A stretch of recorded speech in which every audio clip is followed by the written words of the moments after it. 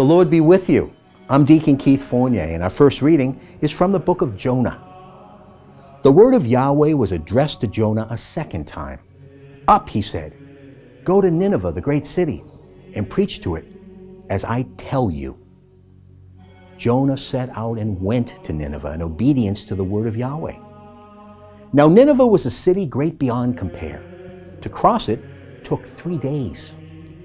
Jonah began by going a day's journey into the city and then proclaimed, only 40 days more, and Nineveh will be overthrown.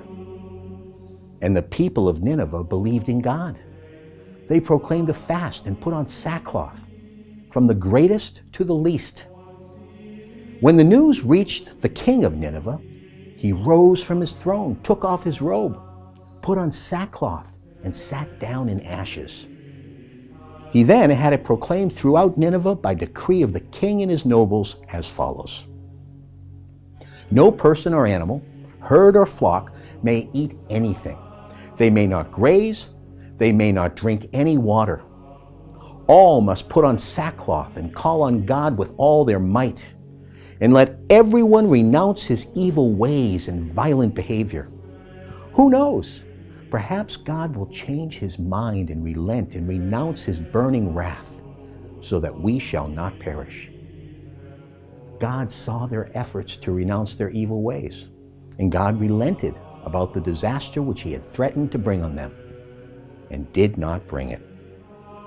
And our response is from Psalm 130. From the depths I call to you, Yahweh. Lord, hear my cry. Listen attentively to the sound of my pleading. If you kept a record of our sins, Lord, who could stand their ground? But with you is forgiveness, that you may be revered. Let Israel hope in Yahweh, for with Yahweh is faithful love, with him generous ransom, and he will ransom Israel from all its sins. And a reading from the Holy Gospel according to St. Luke. In the course of their journey, Jesus came to a village, and a woman named Martha welcomed him into her house. She had a sister called Mary, who sat down at the Lord's feet and listened to him speaking. Now Martha, who was distracted with all the serving, came to him and said, Lord, do you not care that my sister is leaving me to do the serving all by myself? Please, tell her to help me. But the Lord answered, Martha, Martha, he said, you worry and fret about so many things, and yet few are needed, indeed only one. It is Mary who has chosen the better part, and it is not to be taken from her. The Gospel of the Lord.